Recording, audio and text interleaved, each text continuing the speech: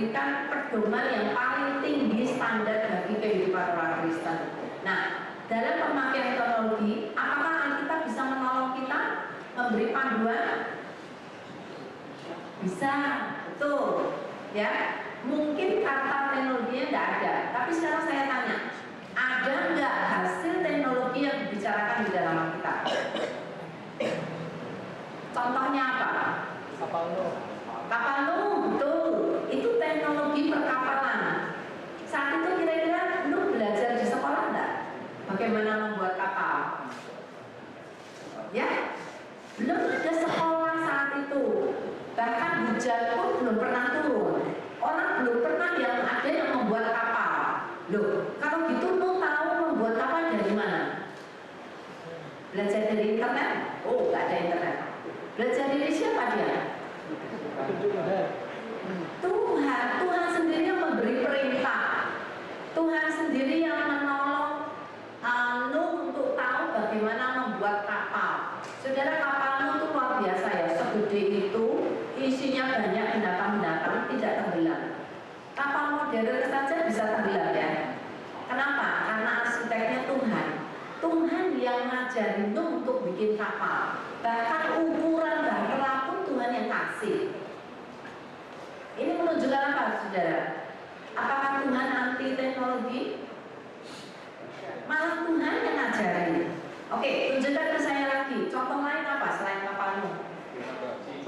Kemah suci, betul. Tuhan yang kasih ukuran. Ruangan ini berapa, tingginya berapa hasta, dan lain-lain. Tuhan yang ngajarin. Itu teknologi arsitektur. Tuhan tahu lebih banyak daripada manusia. Tuhan yang mendesain seluruh bait Allah. Ada contoh lagi? Menara Babel. Nah, Menara Babel ini luar biasa. Teknologi apa itu, Bu? Menara Babel. Bangunan batu sama aspal. Batu bakal ditemukan pada waktu itu. Itu teknologi terbaru saat itu adalah membuat batu bata. Lalu dari batu bata itu orang membuat menara. Nah, tadi Pak Max sudah bilang ya, untuk bisa memakai dengan benar, maka kita harus punya tujuan yang benar, motivasi yang benar, cara yang benar. Saudara, apa yang salah dengan Menara Babel? Kenapa Tuhan tidak suka? Tuhan bukan tidak suka dengan teknologinya, tapi dengan tujuan. Tujuannya itu apa mereka membuat Menara Babel? Itu apa? Ya, supaya tidak terserah. Tidak terserah, apalagi padahal Tuhan ingin kan manusia menyebar ke seluruh bumi, tapi manusia tidak mau. Ada lagi Menyamai tujuannya apa? Kesombongan, untuk melawan Allah. Saudara, kalau teknologi sudah dipakai untuk melawan Allah, untuk tidak taat kepada Allah, maka Tuhan tidak suka. Yang Tuhan tidak suka bukan teknologinya, tapi kalau dipakai untuk tujuan yang salah. Ya. Contoh lagi, teknologi paling primitif di dalam Alkitab apa coba? Yang disebutkan di dalam Alkitab? Pakaian, teknologi fashion. Kapan itu? Adam dan Hawa. Iya, ketika Adam dan Hawa jatuh dalam dosa, kehilangan kemuliaan Allah, baru saja dia telanjang, lalu berusaha membuat pakaian dari daun-daunan. Waktu Tuhan lihat, oh, ini teknologinya jelek banget. Coba saudara pakai apa, bikin baju pakai daun. Berapa lama bertahan? Daunnya langsung kering ya, langsung tidak bisa. Tuhan bilang, aku kasih teknologi yang lebih baik. Tuhan kasih apa? Pakaian dari kulit binatang. Tuhan sendiri yang mengajarin Adam dan Hawa untuk membuat pakaian yang lebih baik dan bisa tahan lama. Jadi saudara, pada dasarnya Alkitab tidak pernah melawan atau tidak pernah anti teknologi. Tuhan menjelaskan banyak hal, bahkan sampai Perjanjian Baru ketika Paulus menulis, itu teknologi tulis menulis dari perkamen, percetakan dan lain-lain gitu ya. Waktu itu memang tidak mencetaknya lewat mesin, tetapi lewat tangan manusia. Tetapi perkembangan sampai manusia bisa membuat perkamen, itu suatu teknologi yang luar biasa. Jadi Bapak Ibu, Alkitab tidak pernah berlawanan dengan teknologi, tidak pernah, artinya tidak pernah anti, ya. Tetapi Alkitab juga menjelaskan harus berhati-hati dengan teknologi. Maka kita akan melihat ya satu ayat yang saya akan jelaskan kepada saudara, Kolose 1 ayat 16. Teknologi adalah dari Tuhan. Karena itu harus teknologi adalah dari Tuhan. Karena di dalam Dialah telah diciptakan segala sesuatu, yang di surga, yang ada di bumi, yang kelihatan, yang tidak kelihatan, baik singgasana maupun kerajaan, baik pemerintah maupun penguasa, segala sesuatu diciptakan oleh Dia. Dia ini siapa Bapak Ibu? Kristus. Karena Kolose 1 itu berbicara tentang keutamaan Kristus. Jadi segala sesuatu diciptakan oleh Kristus dan untuk Kristus, dari Tuhan dan untuk Tuhan. Nah saudara, orang Kristen sering mengambil ayat ini ya, dicomot. Comot itu apa? Mengakui bahwa semua teknologi itu dari Tuhan. Karena yang memberikan kepandian kepada manusia siapa? Tuhan. Apakah manusia bisa membuat ciptaan-ciptaan kayak internet gitu ya, kayak AI? Itu kalau Tuhan tidak memberikan kepintaran, manusia juga nggak bisa bikin. Jadi semua kepandian itu Tuhan yang kasih, sehingga tanpa tidak langsung semua ciptaan itu harus dilakukan dengan kepandian yang Tuhan berikan kepada manusia. Karena itu kita berkata teknologi adalah dari Tuhan.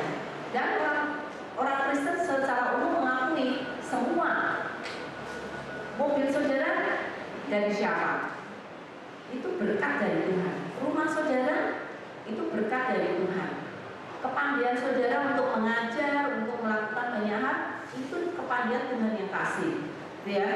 Tetapi kalimat yang terakhir saudara, apakah semua yang dari Tuhan itu saudara pakai untuk Tuhan? Ayat ini nggak boleh dicopot separuh ya. Nggak boleh cuma dari Tuhan, tapi juga harus untuk Tuhan. Nah orang Kristen ditanya, oke, kamu punya gadget, itu kamu akui itu berkat dari Tuhan. Tapi apakah kamu pakai gadget kamu untuk Tuhan? Untuk Tuhan, bukan untuk diri sendiri, ya kan? Kalau Tuhan kasih apapun, bukan hanya teknologi, semua yang lain, apakah saudara pakai itu untuk Tuhan? Jadi ayat ini menolong kita untuk tahu Bapak Ibu, segala sesuatu itu dari Tuhan. Tetapi kembalikan itu dari Tuhan. Karena itu ya saudara sadar punya moto ya. Teknologi adalah dari Tuhan. Karena itu harus dipakai pertama untuk Tuhan, baru untuk yang lain-lain. Ya. Oke, saudara, ada 6 prinsip dari dari Alkitab yang kita akan lihat bersama-sama ya. Teknologi tadi adalah dari Tuhan. Kita tidak bisa menyangkal, karena tanpa kepandian yang Tuhan berikan, tidak mungkin manusia bisa menciptakan apapun. Ya, pertama. Kedua, teknologi itu hanya alat. Karena hanya alat, teknologi itu tidak boleh disembah, tidak boleh diagungkan. Saudara, Alkitab berbicara banyak tentang bangsa Israel. Tuhan menegur bangsa Israel berkali-kali. Kamu menciptakan ciptaan patung-patung, tapi kamu justru menyembah kepada patung yang tidak bisa berbicara, yang tidak ada roh di dalamnya, dan melupakan Tuhan. Itu membuat Tuhan marah, ya, membuat Tuhan sangat marah. Karena itu, saudara, kalau kita punya teknologi, perlakukan itu sebagai alat, tidak boleh sebagai tuan, tidak boleh yang mengontrol kita, tapi kita yang mengontrol teknologi. Nah, kalau kita memakai prinsip Alkitab itu, maka kita akan safe, kita tidak akan salah.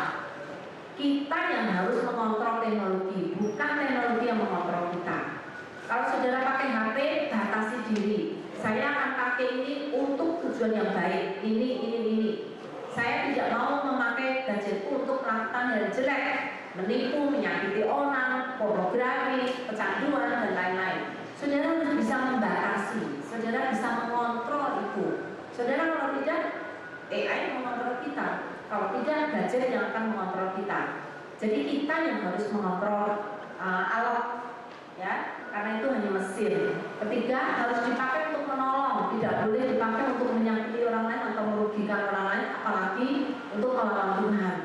Pakai itu untuk menolong orang lain, maka Alkitab berkata baik. Tapi kalau dipakai untuk melawan Tuhan atau untuk mencelakai orang lain atau menipu orang lain, menyakiti orang lain, tidak boleh. Alkitab berkata teknologi tidak boleh dipakai untuk hal yang seperti itu. Keempat, teknologi itu tidak netral, Bapak Ibu. Banyak orang netral, nggak apa-apa, nggak ada apa moralnya. Oh ada. Kenapa? Teknologi itu siapa yang bikin, Bapak Ibu? Memang panggil dari Tuhan, tapi yang membuat siapa? Manusia yang baik atau tidak baik? Bisa baik, bisa tidak? Bukan. Manusia itu pasti tidak baik. Kenapa? Karena dia sudah jatuh ke dalam dosa. Manusia sudah tidak netral lagi. Manusia sudah jatuh ke dalam dosa. Karena itu Bapak Ibu, ketika manusia membuat, kalau orang yang berdosa membuat alat, alatnya pasti kecipratan dosa. Karena itu setiap teknologi selalu ada kelemahannya. Setiap teknologi selalu ada bahayanya. Karena dibuat oleh manusia yang sudah jatuh ke dalam dosa. Karena itu teknologi harus ditebus. Sama seperti manusia sudah jatuh dalam dosa, tapi Tuhan menebus kita sehingga kita bisa diselamatkan. Karena itu semua yang kita pakai pun harus kita dedikasikan, persembahkan itu bagi Tuhan. Seperti hidup kita, Tuhan tata, persembahkan hidupmu bagi kemuliaan nama Tuhan. Maka sekarang persembahkan semua yang kamu miliki bagi Tuhan, sehingga itu akan menjadi persembahan yang harum bagi Tuhan.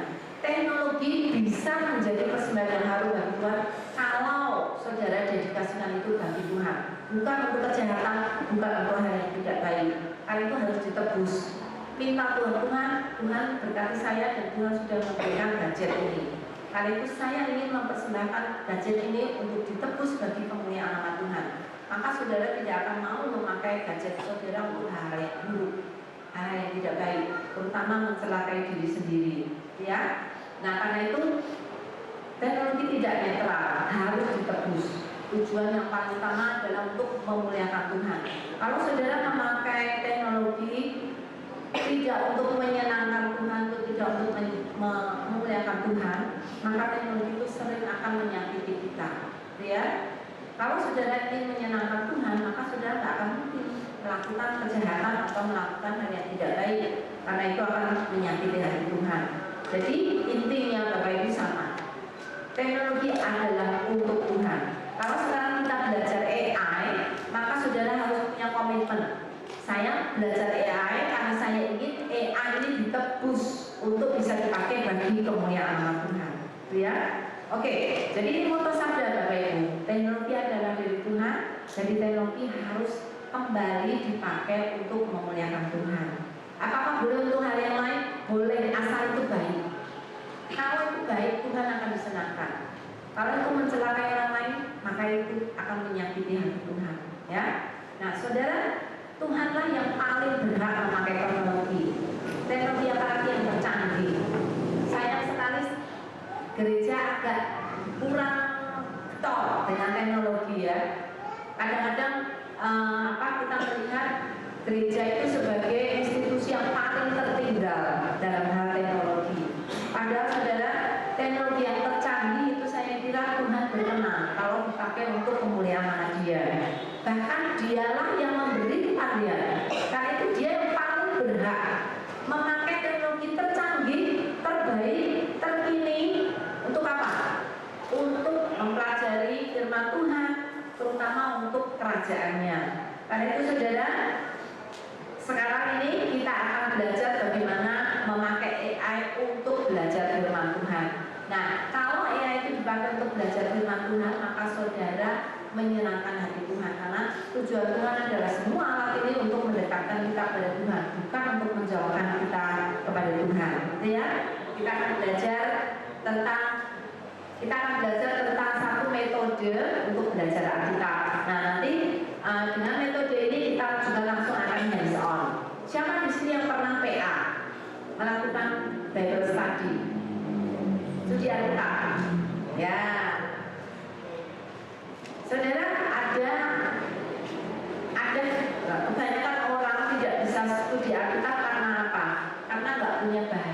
Tuh. Karena kalau cuma baca Alkitab saja, saudara tetap nggak mudeng, karena perlu alat-alat bantu yang lain. Ketika saudara belajar Alkitab perlu misalnya kamus Alkitab, perlu tafsiran Alkitab, kemudian perlu buku-buku pengantar Alkitab supaya tahu apa latar belakangnya, budayanya, ensiklopedia Alkitab untuk tahu budaya Yunani, budaya Ibrani, dan lain-lain gitu ya, tentang pernikahan pada zaman Yahudi dan apa di Alkitab itu ada hal-hal yang saudara lihat sebagai budaya yang saudara nggak kenal. Nah itu perlu bantuan alat-alat yang lain. Nah karena itu ketika kita belajar Alkitab stuck di situ, wah nggak punya kamus, nggak punya ensiklopedia, nggak punya peta Alkitab, nggak punya apa-apa, sehingga saudara sulit belajar. Tapi sekarang dengan AI, dengan alat-alat yang ada, sangat memudahkan kita untuk belajar Alkitab, ya. Oke, metode yang dibuat oleh Sabda namanya AI Square atau AI kuadrat. Kenapa dinamakan kuadrat? Karena double, ya. Kalau saudara lihat AI ini dikuadratkan, ya. Kalau saudara lihat ini di belakang ada logo seperti Alkitab di belakangnya, background, nggak kelihatan kali ya. Kemudian ini ada bulatan fokus. Kalau saudara belajar Alkitab harus fokus dengan pelajaran yang tadi kita sudah dapatkan, dan ini ada cross. Kalau saudara lihat dengan jauh, maka itu seperti salib, gitu ya. Oke. Saudara, visi Yayasan Bakas Sabda ada punya 3 core atau 3 inti pelayanan, yaitu Alkitab digital, kemudian teknologi, dan juga kekristenan. Saudara, apa yang dilakukan Sabda itu mencerminkan satu visi yang sangat jelas. Dulu sebelum AI, maka kita berkata IT for God. Karena kita mau mendedikasikan, kita mau menebus IT untuk Tuhan, supaya dipakai bagi Tuhan, ya. Karena itu kita ketika ada teknologi baru, kita selalu membuatnya untuk bagaimana belajar Alkitab. Karena itu yang paling penting, ya. Sorry. Ya, ini kalau saudara mau lihat, ini adalah produk-produk utama dari Yayasan Bakas Sabda. Dulu sebelum ada internet, sebelum ada HP, sebelum ada apa-apa, Yayasan Sabda membuat software Alkitab yang dipakai untuk belajar Alkitab tanpa internet, tanpa sinyal. Saudara bisa belajar Alkitab dengan software Alkitab, tapi harus ada komputer atau paling tidak laptop, ya. Tapi kemudian ada internet masuk Indonesia tahun 97. Nah, karena internet masuk, maka pertama kali situs yang kita bikin adalah situs Alkitab. Itu juga untuk belajar Alkitab. Di sana ada banyak sekali bahan-bahan biblika di dalamnya. Lalu ketika HP mulai muncul, maka Sabda membuat aplikasi supaya bisa belajar Alkitab dengan aplikasi. Lalu ketika mulai ada bot, ada robot IT, maka kita juga membuat Sabda bot. Lalu kemudian ada kesulitan bagi anak-anak muda untuk baca Alkitab. Karena mulai tahun 2015an ke atas, anak-anak muda suruh baca Alkitab, buku sudah tidak mau. Maunya baca yang digital, kan? Baca digital pun nggak mau. Maunya yang ada visualisasinya, ada gambarnya, ada videonya, gitu ya. Lalu kami membuat Badeno, baca, dengar, nonton, sehingga anak-anak muda kalau nggak mau baca Alkitab, mereka bisa dengar Alkitab atau mereka bisa nonton Alkitab. Kemudian ketika AI masuk, kami membuat pertama kali yang kami bikin untuk alat AI adalah Alkitab GPT. Nanti kita akan belajar tentang Alkitab GPT, ya. Dan kami juga punya komunitas Sabda. Jadi saudara, fokus dari Yayasan Bakas Sabda bagaimana membuat alat-alat digital untuk belajar firman Tuhan. Nah, kali ini kita akan belajar bagaimana AI bisa dipakai untuk melakukan studi Alkitab. Namanya metode AI Square, ya. Oke. Foto kami adalah bagaimana membawa firman yang digital kepada dunia digital untuk generasi digital. Nah, sekarang bukan generasi digital saja, ya, tapi generasi AI. Jadi saudara, kalau kami mati-matian pergi ke banyak gereja untuk menolong membuka wawasan tentang AI, dan mendorong orang-orang untuk belajar AI dan melakukan studi Alkitab dengan AI. Saudara, tujuannya bukan sekedar itu saja. Seperti orang seperti usia saya ya, nggak belajar AI nggak apa-apa. Tapi saya ingin masa depan pelayanan saya tetap maju. Kenapa? Karena sekarang anak-anak sekarang sudah disebut sebagai anak-anak generasi AI. Mereka yang akan masuk ke gereja. Kalau gereja tidak dipersiapkan, maka anak-anak AI ini tidak akan bisa masuk ke gereja. Kenapa? Karena asing, budayanya beda, ya. Jadi kalau saudara sekarang belajar, khususnya yang sudah berusia ya, bukan untuk saudara, tapi untuk masa depan gereja. Gereja ini harus ada yang melanjutkan. Padahal tadi sudah kita bicarakan ya, AI mengubah segala sesuatu, mengubah cara kita belajar, mengubah cara kita mengajar, termasuk mengubah apa? Mengubah cara gereja melayani. Kalau gereja nggak cepat-cepat berubah, beradaptasi, anak-anak generasi AI sulit untuk masuk gereja. Saudara, sekarang saja kami sudah melayani hampir 100-an gereja ya. Keluhannya satu, Bu, kami kehilangan anak muda. Tidak tahu mereka di mana. Anak muda kan sekarang jumlahnya jauh lebih banyak daripada dulu zaman saya, enggak? Jumlah populasi Indonesia sudah berlipat ganda dibandingkan dulu. Jumlah selalu bertambah dan populasi terbesar selalu anak muda. Nah, kalau anak muda jumlahnya bertambah, kenapa jumlah anak muda di gereja berkurang? Nah, kita pernah survei ke beberapa anak-anak remaja ya. Kenapa kamu enggak ke gereja? Kamu meninggalkan Tuhan? Enggak, Bu, aku enggak meninggalkan Tuhan. Kadang panggil saya tante. Enggak tante, saya enggak meninggalkan Tuhan. Tapi gereja itu kuno, gereja itu lama, gereja itu aneh, enggak beda dengan sudah enggak. Saya enggak biasa lagi. Apalagi dulu waktu kita survei. Banyak anak muda itu nggak bisa masuk gereja karena HP-nya nggak boleh dinyalakan. Selalu ada tanda loh, dilarang bawa HP. Lalu ya kita nggak mau di dalam gereja. Mereka sudah terbiasa dengan HP. Nah itu Bapak Ibu. Makanya bagaimanapun juga Bapak Ibu, kita harus memenangkan generasi AI. Mereka itu bukan orang-orang yang meninggalkan Tuhan, tapi mereka meninggalkan gereja karena budayanya sudah beda. Nah karena itu gereja harus mengejar supaya mereka bisa kembali, ya, kembali untuk membangun gereja dengan cara generasi yang baru sekarang ini, gitu ya. Karena itu kita harus membawa firman yang digital kepada dunia yang digital. Sekarang seluruh dunia sudah digital, Bapak Ibu. Kalau gereja nggak mau digital, gereja harus bikin dunia sendiri. Sudah tidak ada tempat. Seluruh dunia sudah digital. Harus membawa itu kepada generasi digital. Kita harus memenangkan generasi AI untuk kembali ke gereja. Karena itu cara kita mengajar, cara kita melayani harus berubah supaya anak muda bisa kembali melayani. Anak muda, kamu udah ikut melayani? Nah, melayani apa tante? Nggak tahu, nggak ada yang bisa kami layani. Karena semuanya dilakukan oleh orang-orang yang sudah berumur, yang mereka tidak biasa. Multimedia paling pol tante, saya cuma suruh pegang apa itu? Worship LCD. Tante, kalau saya kembali ke gereja itu tidak ada pelayanan yang bisa saya lakukan. Satu-satunya yang bisa cuma jalankan LCD. Nah, yang jalankan LCD itu gampang banget, itu terlalu mudah, gitu ya.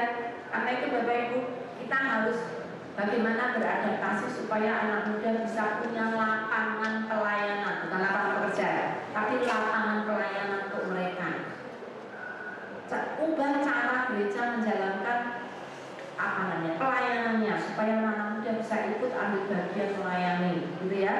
Nah, salah satu yang kita lakukan adalah bagaimana menolong anak muda belajar Alkitab dengan cara baru.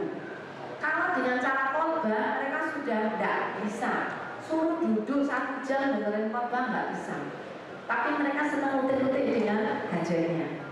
Waktu kita praktek itu di SMA Negeri 1 di Solo dan SMP Negeri 1 di Solo, kumpulkan anak-anak Kristen yang menjadi siswa di sana, kami ajari dengan ini, wow, senang sekali.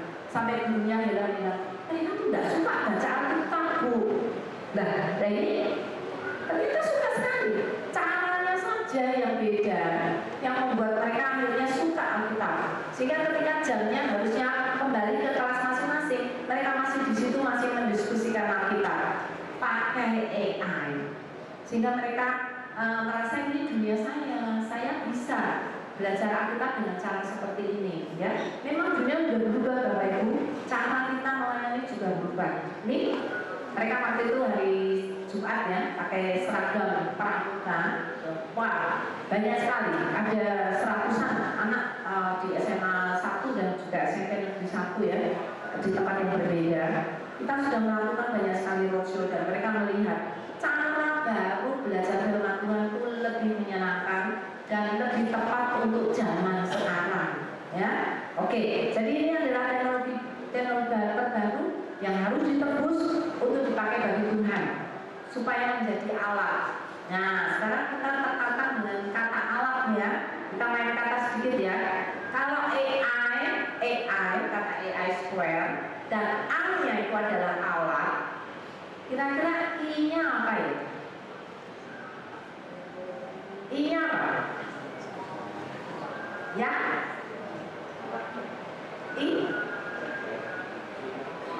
Iman, apalagi itu sering ilmu, apalagi alat ilmu, alat iman. Saudara, di dunia ini hanya ada dua kekuatan Tuhan dan kekuatan. Ada yang netral enggak? Enggak Tuhan, enggak setan. Ada enggak? Enggak ada. Kalau saudara enggak ikut Tuhan, berarti saudara ikut siapa? Kalau saudara enggak pakai ikut Tuhan, artinya saudara pakai itu apa?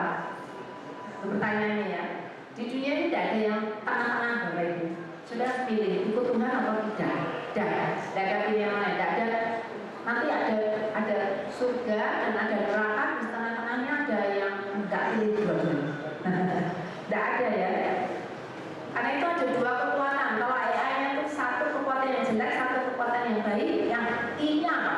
Kalau tadi yang baik iman ya Pak ya. Selain iman, yang jelek itu iblis. Betul, Bapak Ibu. Jadi alat iblis. Yang satu tadi iblis kan dua kekuatan. Yang satu iblis, yang satu Injil. Saudara mau membiarkan AI dipakai untuk iblis atau untuk Injil? Ya? Saudara rela nggak AI dipakai untuk iblis? Saya sih nggak rela. Saya mau AI dipakai untuk Tuhan. Jangan dipakai untuk kejahatan, tapi untuk Tuhan. Jadi kita cross ya. Tidak boleh iblis pakai, harus untuk Tuhan. Karena itu kita akan lakukan PA untuk menggunakan AI bagi Tuhan, ya, bagi belajar firman Tuhan. Kalau saudara belajar firman Tuhan, Tuhan sangat senang sekali. Satu hal yang Tuhan sangat suka adalah kalau kita belajar Alkitab. Nah, sekarang kita akan belajar bersama-sama. Saudara boleh keluarkan HP saudara. Kita sekarang akan PA bareng. Ya, kita akan belajar dari Yohanes 3. Ada yang tahu Yohanes 3? Ya, ini ayat yang terkenal nih di Yohanes 3. Ya, Yohanes 3 ayat 16. Ayat yang paling terkenal. Ada yang hafal? Ada yang hafal? Ya, ini. Oke, mari silakan maju ke depan, Pak. Maju ke depan, Pak. Oh, berdiri. Karena ucapan firman Tuhan harus berdiri. Yohanes 3 ayat 12, karena begitu besar kasih Allah akan dunia ini, sehingga Ia telah mengaruniakan anaknya tunggal, pasti apa yang kita tidak usah diperlukan tentang kekal. Amin. Bapak tak kasih hadiah, Pak. Maju, Pak. Kasih hadiah. Mari. Foto. Nah. Ya, ada lagi yang mau menghafal berdiri? Dapat hadiah. Ya, foto Pak. Ya. Kanan sedikit. Ya, ada lagi yang mau? berdiri. Mari Pak, silakan. Oh iya. Ayatnya sama, iya betul. Ayatnya sama. Itu ayat yang puasa. Yasin ayat 16. Oleh karena begitu besar kasih Allah akan dunia ini, sehingga Dia rela mengaruniakan anaknya yang tunggal, supaya setiap orang yang percaya kepadanya tidak binasa, melainkan beroleh hidup yang kekal. Yeay, ya, bagus. Satu lagi yang mau, masih ada. Satu lagi, ada yang mau? Dapat kopi Alkitab loh. Ada yang mau satu lagi? Mari, silakan. Ya, mari berdiri. Ya, mari. Ya. Karena begitu besar kasih Allah akan dunia ini, sehingga Ia mengaruniakan anaknya yang tunggal, supaya setiap orang yang percaya kepadanya tidak binasa, melainkan beroleh hidup yang kekal. Yeay, ya, oke. Terima kasih banyak. Nah, kita sekarang belajar pasalnya ya, pasal Yohanes 3. Ini cerita tentang apa? Tentang siapa? Tentang siapa? Tuhan Yesus bertemu dengan Nikodemus. Siapa Nikodemus? Nah, saudara nggak banyak tahu toh. Hari ini kita akan belajar. Oke, saudara boleh pakai ChatGPT. Kalau saudara mau pakai Meta juga boleh. Kalau saudara mau pakai Perplexity juga boleh. Saudara mau pakai Cloud juga boleh. Gemini juga boleh. Silakan. Tapi kalau saudara tadi sudah belajar dengan ChatGPT toh, kalau saudara mau pakai ChatGPT juga nggak apa-apa. Oke? Oke. Modal yang harus saudara miliki untuk belajar ini adalah satu, saudara jelas punya Alkitab, ya. Kemudian saudara punya paket data, karena saudara harus connect dengan ChatGPT. Lalu saudara harus punya skill prompting. Tadi sudah belajar fokus kan?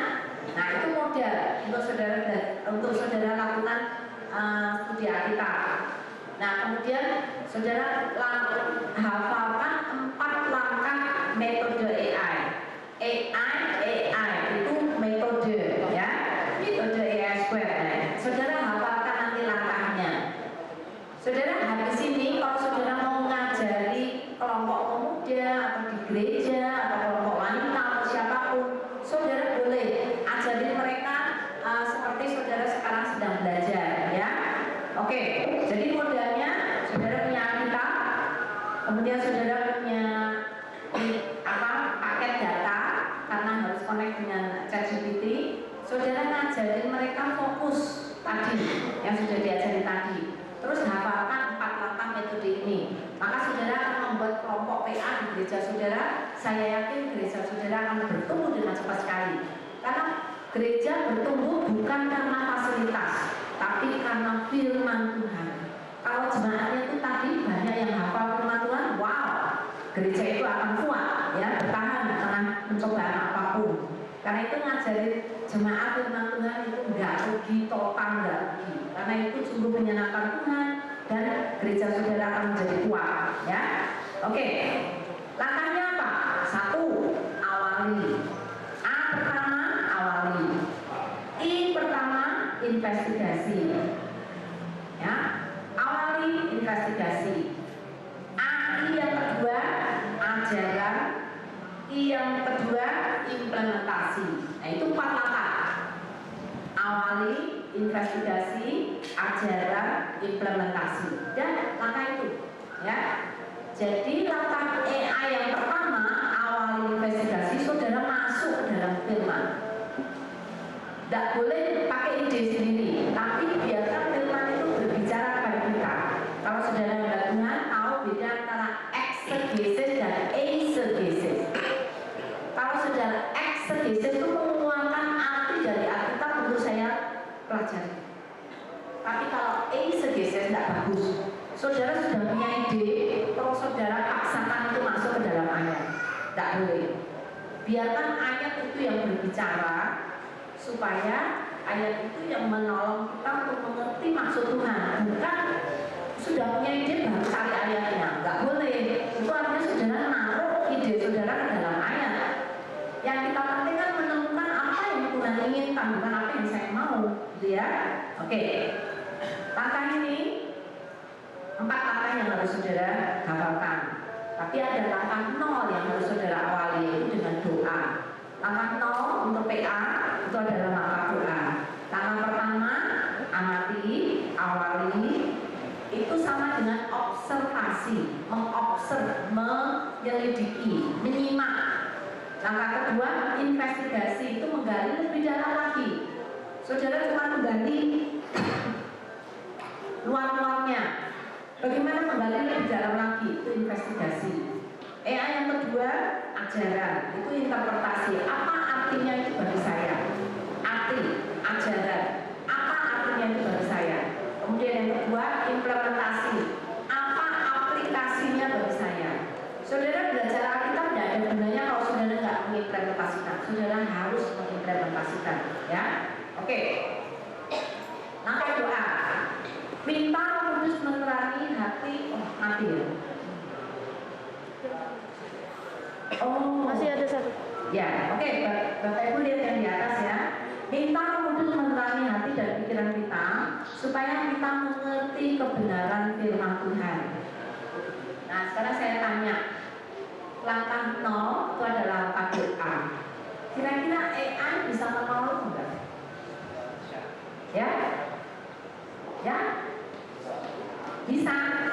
Apa yang AI akan lakukan? AI bisa berdoa? Bisa gantiin saudara berdoa? AI itu mesin, Bapak Ibu, mesin. Dia tuh nggak punya emosi, nggak punya perasaan, nggak punya apapun kecuali data. Tidak bisa AI berdoa. Siapa yang harus berdoa? Kita. Jadi saudara, ini nggak perlu dibantu oleh AI. AI nggak bisa berdoa. Dia bisa membuat kata-kata doa, tapi dia nggak bisa berdoa. Ya, yang harus berdoa adalah kita. Jadi saudara, ini tidak mungkin akan bisa dibantu oleh AI. Jadi langkah PA ini saudara, ada yang bisa dibantu AI, ada yang tidak bisa dibantu AI. Khusus dalam hal ini jelas AI tidak bisa membantu. Oke? Langkah ini tidak boleh saudara minta AI yang suruh berdoa. Saudaralah yang harus berdoa. Langkah pertama itu membaca, menyimak dengan teliti seluruh perikop yang dalam pasal yang dipelajari. Membaca, menyimak, meneliti, memahami. Bisa dibantu ya enggak? Ya? Bisa enggak? Ada yang bilang bisa, ada yang tidak. Jadi bisa atau tidak? Bisa iya, bisa tidak. Saudara, yang harus membaca AI atau saudara? Saudara. Yang harus memahami yang dibaca itu siapa? AI perlu memahami dan bertobat tidak? Tidak, yang bertobat kita bukan AI. Jadi saudara, ada ya dan tidak, ya. Tidak karena apa? Karena saudaralah yang harus, tolong pintunya tutup dong silong. Tidak karena Andalah yang harus membaca, menyimak, memahami teks Alkitab. Kalaupun AI bisa, yang harus bertobat, yang harus bertumbuh itu saudara, bukan AI. AI nggak akan lakukan apa-apa, ya. Nah, saudara harus baca, ya, baca sendiri. Oke, ini nggak bisa dibantu. Saudara yang harus baca, saudara yang harus paham. Kalau saudara nggak paham, AI paham, siapa yang rugi? Siapa yang rugi? Sebenarnya tidak ada apa-apa ya, saudara yang rugi. Tapi AI bisa menolong saudara. Nah, saudara perhatikan ketika saudara membaca ya. Saudara harus membaca seluruh informasi. Saudara perhatikan poin-poin utama di dalamnya. Saudara lihat kata-kata penting, kata-kata sulit yang ada di dalamnya. Kan AI nggak tahu mana yang menurut saudara sulit atau enggak. Kalau saudara membaca ada kata yang sulit, yang menentukan sulit atau tidak itu saudara apa ya? Sulit menurut saya, bukan menurut AI, ya. Oke. Oke, karena itu saudara ketika membaca ini saudara mulai koleksi, ya. Oh ini aku nggak ngerti ini. Wah ini aku informasinya pengen tahu lebih banyak. Oh yang ini kok tambah ya. Nah, karena itu AI bisa menolong. Saudara, karena kita semua dari Jawa Tengah ya, saya akan ngomong pakai bahasa Jawa Tengah. Ketika saudara belajar, supaya saudara tahu saudara paham atau tidak paham, caranya gimana? Dibedai, ya kan? Kalau saudara bilang saya sudah belajar, untuk saya yakin saudara benar-benar belajar, saya tanya, tak bedai. Lagi ngerti nggak? Coba apa poinnya? Coba sebutkan 2 poin penting di situ apa? Coba siapa tokohnya? Coba siapa gitu kan? Nah, saudara, AI bisa membantu untuk jadi orang yang bedai kita. Kepikir nggak? AI bisa tanya, AI, tolong bedai aku sudah baca Yohanes 3. Coba tes aku ngerti nggak yang aku baca? AI bisa menolong Bapak Ibu, ya. Caranya gimana? Caranya gini. AI berikan aku 3 pertanyaan observasi dari fakta-fakta yang ada di dalam Yohanes 3. Nah, nanti AI akan kasih 3 pertanyaan. 3 pertanyaan itu siapa yang jawab? Ya? Yang jawab AI itu kita. Kita AI itu cuma ngasih pertanyaan, saudara yang menjawab. Kalau saudara bisa jawab, artinya apa? Artinya saudara paham. Kalau pertanyaan AI itu saudara nggak bisa jawab, artinya belum paham. Kalau belum paham, apa yang saudara harus lakukan? Baca lagi. Betul. Saudara, AI benar-benar bisa menjadi teman ber-PA. Dia yang ber-PI, kita yang jawab. Supaya kita pinter. Kalau AI yang jawab, AI yang pinter. Gitu kan ya? Jadi Bapak Ibu, cara memakai AI tergantung motivasi saudara. Kalau motivasi saudara malas, maka yang pinter AI, saudara yang bodoh. Bukan tambah pinter, tapi tambah bodoh. Itu tadi apa bayarnya ya, bisa membuat kita malas. Kalau saudara makainya salah. Kalau saudara makainya benar, AI bisa menolong kita jadi pinter. Nah, seperti tadi, AI tolong berikan aku 3 pertanyaan. Tadi, AI berikan kepada aku pertanyaan 5W2H. What, why, who, dan lain-lain gitu ya. Atau tanyakan apakah saya bisa mengulangi garis besar teks Alkitab yang saya baca. AI bisa menolong saya untuk memberikan pertanggungjawaban apa yang saya baca. Oke, sekarang saudara coba di HP saudara. Harusnya saudara baca dulu memang ya. Harus baca dulu Yohanes 3. Lalu saudara minta AI membuat 3 pertanyaan. Coba sekarang minta AI buatkan 3 pertanyaan observasi dari Yohanes 3. Terus saudara baca, kira-kira saudara bisa mengerti jawabannya enggak? Saudara bisa jawab enggak?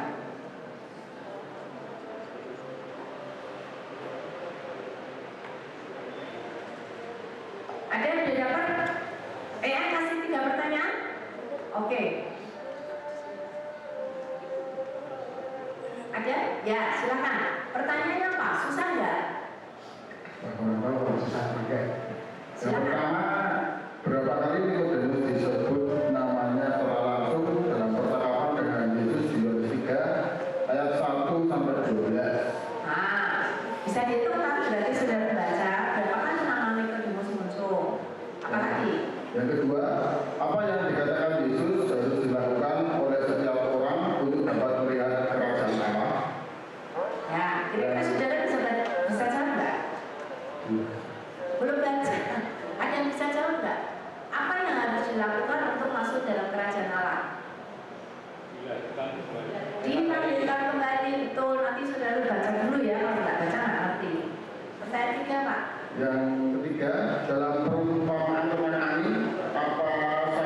ciri-ciri atau sifat angin yang disebutkan oleh Yesus kepada Nikodemus? Belum baca juga ya, jadi nggak bisa jawab. Ada yang sudah baca? Ada yang bisa jawab? Apa sifat angin yang diumpamakan oleh Tuhan Yesus di Yohanes 3? Angin itu tidak tahu kapan datang dan tidak tahu kapan pergi. Saudara bisa lihat angin datang, kecuali silir-silirnya, nggak tahu ya. Kalau nggak ada silir-silir kita nggak tahu ya, karena nggak bisa dilihat. Kalau menerpa pohon bisa. Betul. Kalau pohonnya tumbang, oh ini tadi ada angin. Tapi kan kita nggak bisa lihat anginnya. Ya. Jadi saudara, ketika saudara baca ini, langkah awal sih bisa dibantu AI untuk mendeteksi kita supaya kita pinter. Jadi kita tahu kalau saudara kasih pertanyaan ternyata nggak bisa jawab, kalau sampai terpaksa nggak bisa jawab, saudara bisa minta AI tolong pertanyaan ini apa jawabannya. Nah baru saudara cari kuncinya. Tapi harus ngecek dulu. Kalau semuanya minta kunci dari AI lah, yang pinter AI, saudara nggak pinter mana? Ya, oke. Langkah kedua. Oh, Ibu, mari. Pertanyaannya banyak enggak, Bu? 3 ya? 3, tuh. Kenapa? Oh, sudah dikasih jawabannya. Oh, AI-nya terlalu baik. Jadi bukan hanya dikasih pertanyaan, tapi dikasih jawabannya juga. Besok harus bilang, tidak boleh kasih jawabannya. Maka AI nggak akan kasih. Oke, karena sudah dikasih ya, Bu ya. Mau satu contoh saja? Mengapa Nikodemus memilih untuk datang kepada Yesus pada waktu malam? Nah, kenapa Nikodemus sengaja datang pada waktu malam? Jawabannya?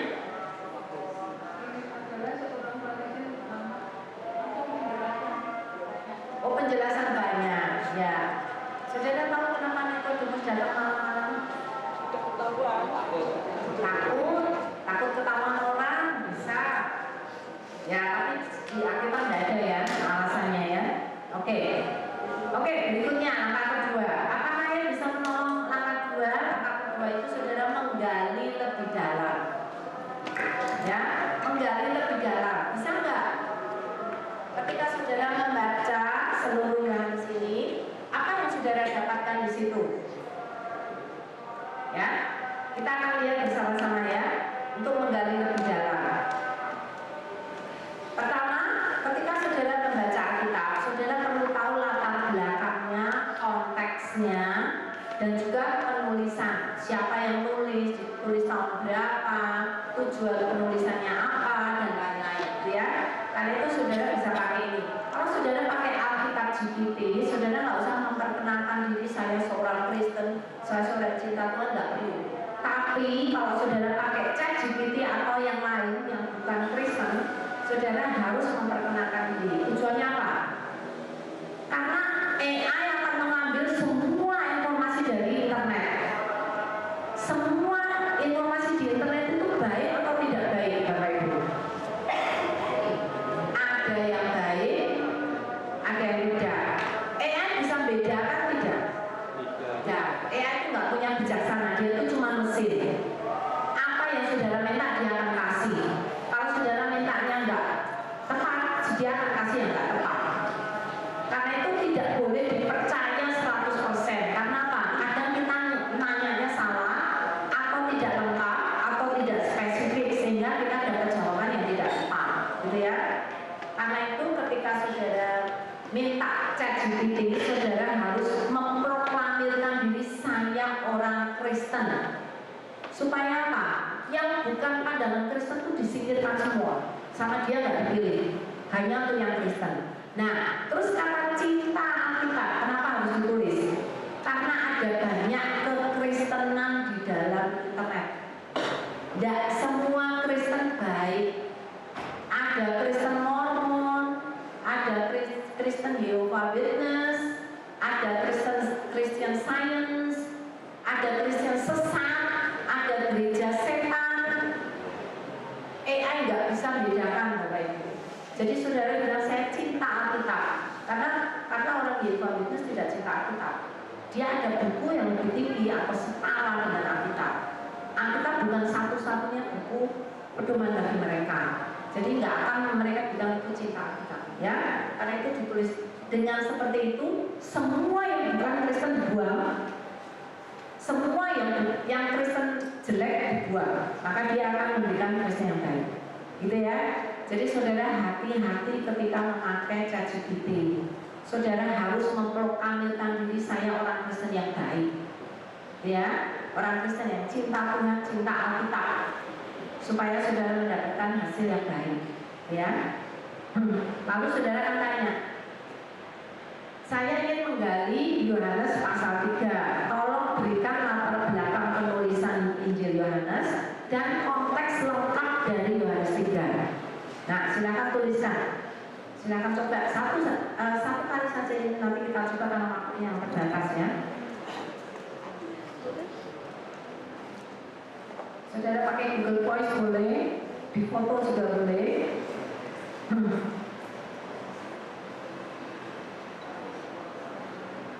Nah, informasi ini akan menolong saudara menggali Yohanes sangat banyak, sangat kaya.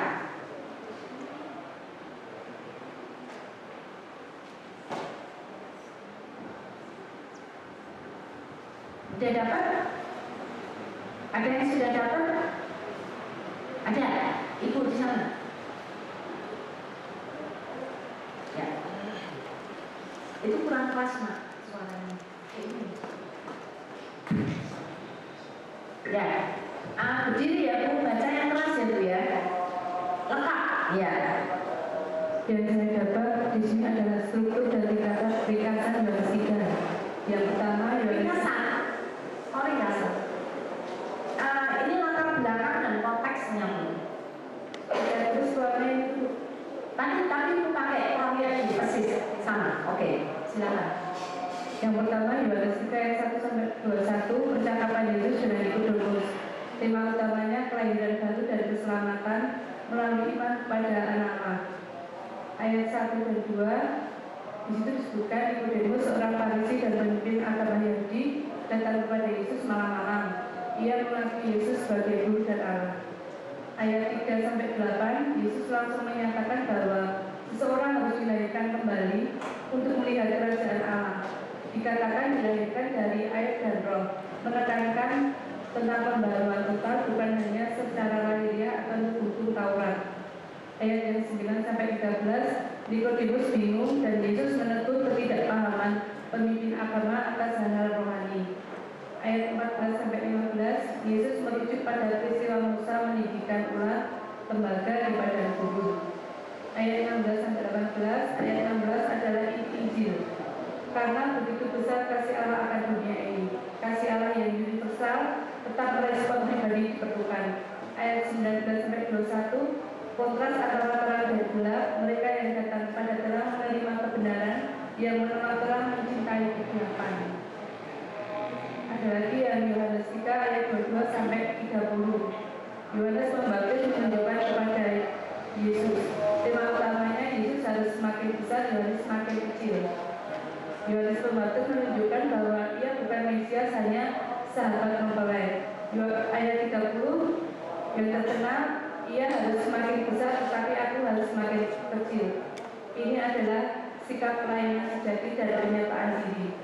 Yang ketiga Yohanes 3 ayat 31-36. Pesannya sekali ya Bu, semuanya Iya. Wow, itu sudah bisa jadi bikin paper ya. Iya. Ya, terima kasih Bu, karena waktu ya kita nggak bisa baca semuanya. Saudara, dari mendengar itu saja saudara dapat masukan nggak? Banyak. Oh, ternyata kekayaan dari pasal 3 ini banyak sekali. Saudara bisa melihat latar belakang dari Yohanes 3 itu sangat kaya. Kalau saudara cuma baca Alkitab saja, saudara tidak dapat banyak karena ada banyak latar belakang yang saudara tidak bisa ganti kalau tidak punya buku-buku seperti kamus, seperti ensiklopedia dan lain-lain, ya. Selain itu, bukan hanya cuma saudara minta latar belakangnya, sehingga saudara tidak mencomot Alkitab keluar dari konteksnya, supaya itu saudara bisa lebih baik mengerti, gitu ya. Selain itu saudara bisa tanya macam-macam. Misalnya, saya ingin mempelajari lebih dalam kata-kata dalam Yohanes 3 dalam bahasa Yunani-nya. Maka dia kasih 3 atau berapa 5 kata-kata penting bahasa Yunani dalam Yohanes 3, lalu dijelaskan artinya apa, nomor strongnya berapa. Wah, itu kaya sekali saudara. Saudara bisa menjadi studi kata dari Yohanes 3. Kata-kata penting yang ada di Yohanes itu bisa digali. Lalu bisa juga jelaskan konsep lahir baru dari perspektif Yohanes. Wow, itu saudara sudah dapat penjelasan yang luar biasa tentang arti lahir baru dari perspektif Yohanes. Kalau saudara ingin membandingkan apa bedanya prinsip lahir baru dari perspektif Yohanes dan Paulus, maka dia akan jelaskan, karena di surat-surat Paulus juga ada konsep-konsep tentang lahir baru, dan saudara akan melihat begitu kaya dan begitu dekat antara Yohanes dan Paulus ketika menjelaskan tentang lahir baru, ya. Atau saudara juga bisa tanya, berikan ayat-ayat lain dalam Alkitab, ini berarti cross reference atau referensi silang, ayat-ayat lain dalam Alkitab yang berbicara tentang lahir baru.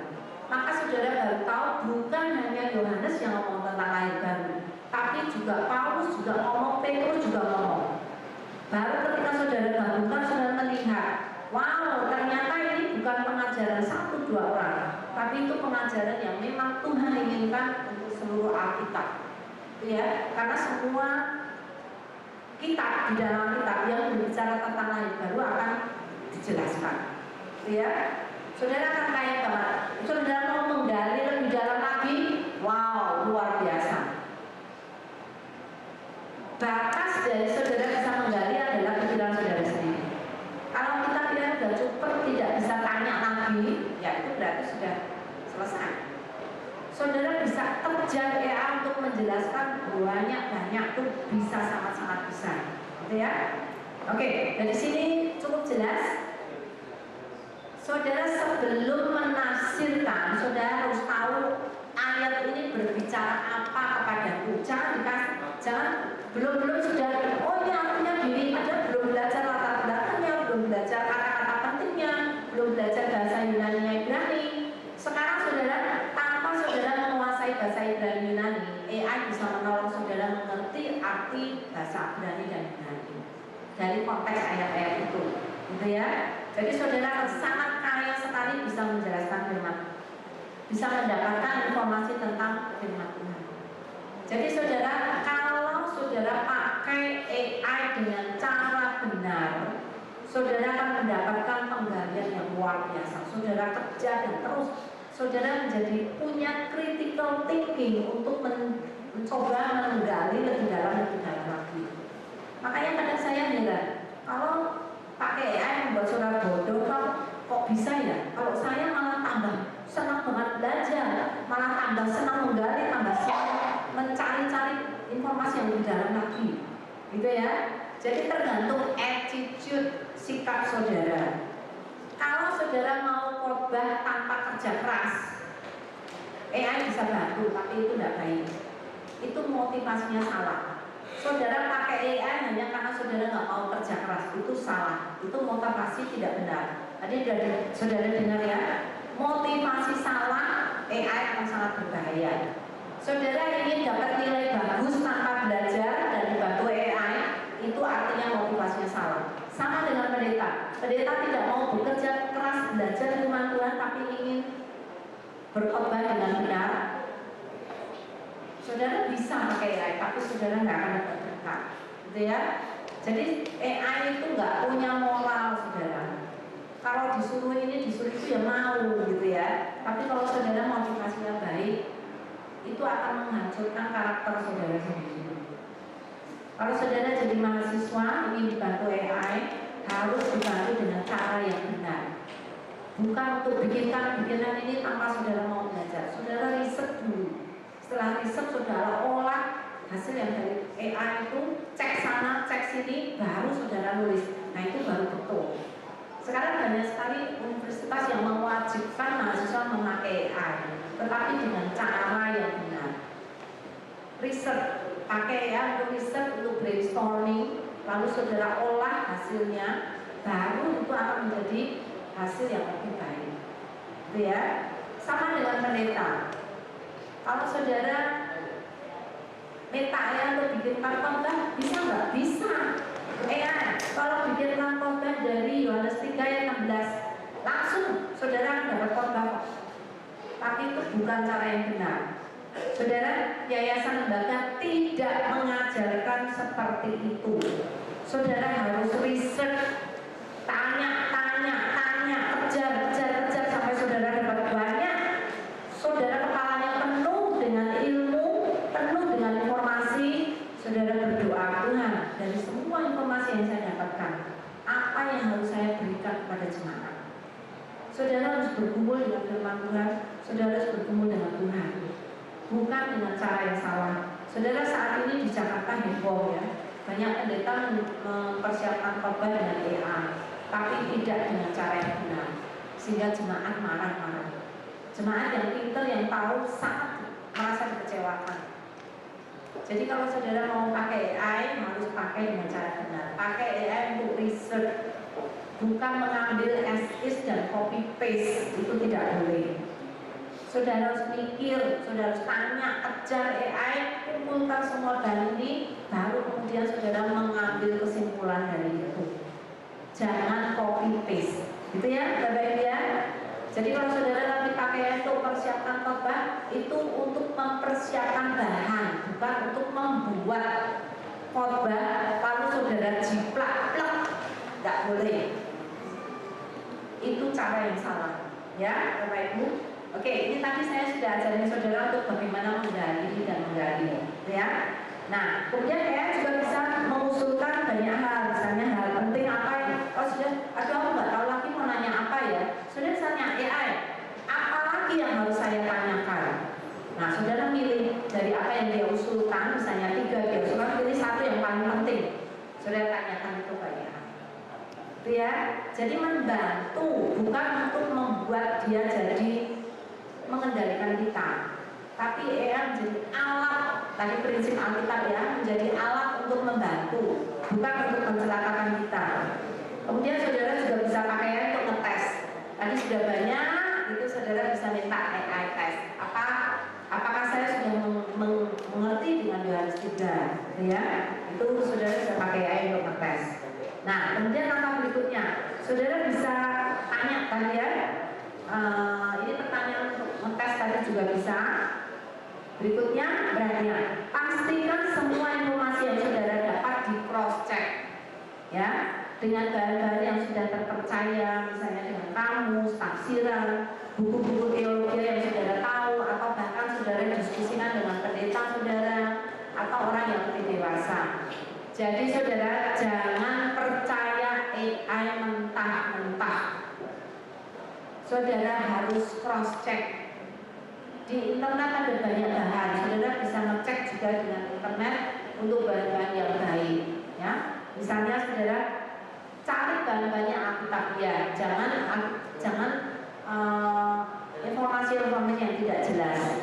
Jadi saudara tanya AI, berikan aku dasar pemikiran kenapa kamu memberikan jawaban ini, gitu ya. Berikan aku sumbernya, maka dia akan kasih artikel-artikel. Jadi kita bisa membaca apakah itu betul atau tidak betul, ya. Oke, langkah yang ketiga adalah apa artinya untuk saya. Semua informasi tambahan yang dari AI tadi saudara olah. Saudara lihat mana bagian-bagian yang penting yang saudara pikir itu saudara bisa ambil. Kemudian ya juga saudara bisa minta tolong. Saudara ambil ini bagus, kok di copy, saudara olah. Ambil, saudara olah. Ambil, saudara olah. Olahan saudara itu bisa disusun oleh AI dengan baik. AI, saya sudah mengolah beberapa informasi ini. Tolong susun secara sistematis. Maka dia akan susunkan itu secara sistematis. Ya, tapi harus dengan pemikiran saudara tadi ya. Atau saudara juga bisa minta dari semua yang saya dapat ini tadi, tolong berikan intisarinya. Jadi setelah saudara tanya, banyak kok, masukkan ke dalam prompt. Saudara sebagai file juga bisa. Kemudian tanya AI, tolong ringkaskan semua yang sudah saya pelajari ini dalam 1 halaman. Maka dia akan ringkaskan. Betul? Ya. Oke. Nah, kemudian saudara akan bisa meminta AI untuk menolong dan buatkan garis besarnya, buatkan pesan utamanya, makna teologis yang sudah didapat. Saudara, jadi semua informasi tadi bisa dikumpulkan berdasarkan tema, makna teologisnya apa, pesan utamanya apa, inti pelajarannya apa, gitu ya. AI bisa menolong untuk membuatkan itu bagi saudara, ya. Dengan tadi kumpulkan dulu informasi sebanyak-banyaknya. Ya, pelajari kembali ringkasan yang saudara sudah dapat itu, kemudian saudara berdoa. Kalau saudara pakai ini untuk menyiapkan khotbah, saudara doa, Tuhan, kepalaku sudah penuh, dapat semua informasi banyak ini, saya sudah tahu maknanya, saya sudah tahu arti teologisnya. Tuhan mau apa untuk aku sampaikan itu kepada jemaat. Saudara berkumpul dengan Tuhan, ya. Oke. Saudara berdoa untuk minta Roh Kudus memimpin. Kemudian yang terakhir dari pelajaran yang didapatkan, ambil satu aplikasi. Saudara setelah belajar semua itu kan saudara ingin nanti jemaat menerapkan juga kan? Nah, untuk anak-anak sekolah minggu untuk menerapkan juga. Nah, saudara bisa minta ya untuk membuatkan aplikasinya. Jadi pelajaran ini, apa aplikasi praktis yang bisa dilakukan untuk anak remaja, untuk anak sekolah minggu, atau untuk orang dewasa, atau untuk jemaat? Ya, maka AI akan memberikan usulan. Kalau saudara nggak mau cuma satu, saudara berikan 3 usulan. Nanti saudara pilih salah satu, ya. Dan saya kira sebelum saudara minta jemaat untuk mempraktekkan, mengaplikasikan, sangat baik kalau khotbah sendiri juga mengaplikasikan. Khotbah yang saudara buat, orang pertama yang harus mendengarkan khotbah saudara adalah saudara sendiri. Dan orang pertama yang harus mengaplikasikan khotbah saudara adalah saudara sendiri. Kalau saudara lakukan itu, khotbah saudara akan berkuasa. Karena Tuhan akan memberkati saudara betul-betul berkumpul dengan firman Tuhan, dan saudara betul-betul rindu untuk mengaplikasikannya, sehingga saudara akan mendapatkan berkat. Sebelum jemaat mendapat berkat, saudara sudah mendapat berkat Tuhan. Alangkah ironisnya kalau saudara minta jemaat aplikasi, saudara sendiri tidak aplikasi. Saudara sendiri tidak mau menerapkan, tapi saudara minta jemaat menerapkan. Wow, tidak baik ya. Kalau saudara minta jemaat menerapkan, saudara sendiri juga harus menerapkan. Oke. Ini ada usulan praktis, saudara minta AI, kaumnya seperti ini, nanti bahan ini saudara bisa baca kembali ya. Minta 3 usulan aplikasi untuk saudara lakukan. Itu. Kemudian hasilnya saudara bisa bikin macam-macam. Saudara bisa bikin renungan, bisa bikin aplikasi, bisa bikin buklet, bahkan untuk anak sekolah minggu bisa bikin drama. Buatkan dari informasi yang didapat ini, buatkan drama untuk anak 10 tahun dari Yohanes 3, ya. Atau saudara bisa bikin khotbah, bisa bikin puisi, bikin cerita anak, ya. Ini salah satu contoh promnya berdasarkan hasil penggalian Yohanes 3 tadi. Tolong buatkan garis besar draft renungan pendek untuk remaja dalam bahasa gaul. Maka saudara akan mendapatkan hasil bahasa gaul yang sangat familiar untuk anak-anak, ya. Ya. Atau saudara juga bisa berdasarkan hasil penggalian Yohanes tadi, tolong buatkan lirik lagu 2 bait yang menarik, supaya saudara bisa mengingat ajaran yang ada di dalam Yohanes, ya. Nih contohnya ya, hasil promnya. Di malam yang tenang, Nikodemus datang kepada Yesus dan ini lirik lagu. Terus saya pakai AI suno.com untuk membuat lagu ini. Jadi itu kombinasi. Saudara minta ChatGPT untuk bikinkan liriknya, lalu pergi ke AI yang lain, yang media, untuk membuat lagunya. Nanti liriknya tinggal dikasih ke AI yang lain untuk membuat lagu. Sudah pernah dia pakai suno.com? Ya, saudara mau dengar lagunya? Mau? Saya sudah lakukan PA, lalu saya minta AI untuk membuatkan lirik. Setelah lirik, saya bikinkan lagunya. Ya.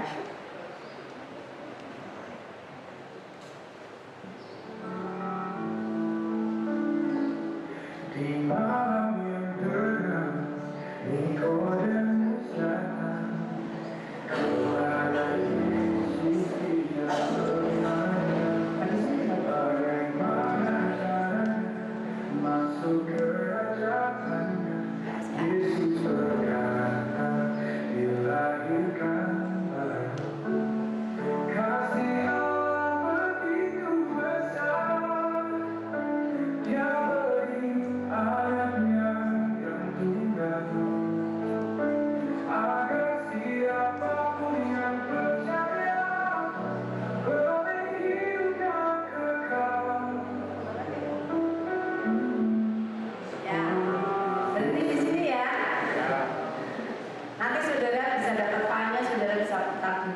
rumah ya. Ada satu lagi lagu yang lain tapi bukan dari Yohanes 3 yang teman saya bikin dan sharekan ke saya, lagu rap. Ya.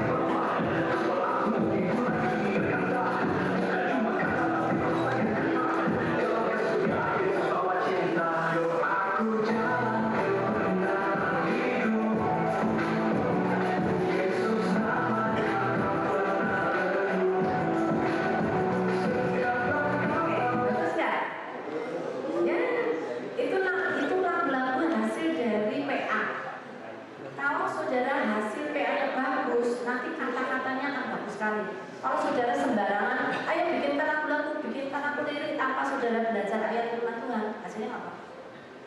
Karena saudara betul-betul mendalami isinya, gitu ya.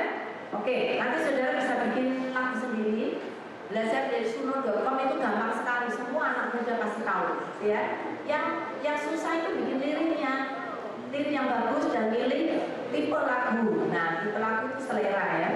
Saudara, jadi hasil PA saudara bukan hanya untuk khotbah, bisa macam-macam, bisa bikin artikel, bisa bikin lagu, bisa bikin drama, bisa bikin cerita anak, bisa bikin buklet, bisa bikin cerita pendek dan lain-lain. Untuk remaja bisa.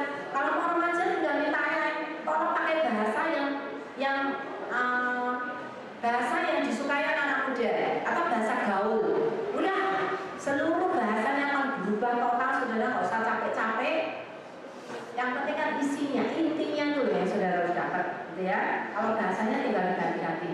Saudara bisa bikin swipe untuk Instagram saudara, bisa bikin feed untuk Instagram saudara unlimited. Karena saudara bisa bikin puisi, bisa bikin quote, bisa minta, wah macam-macam gitu ya.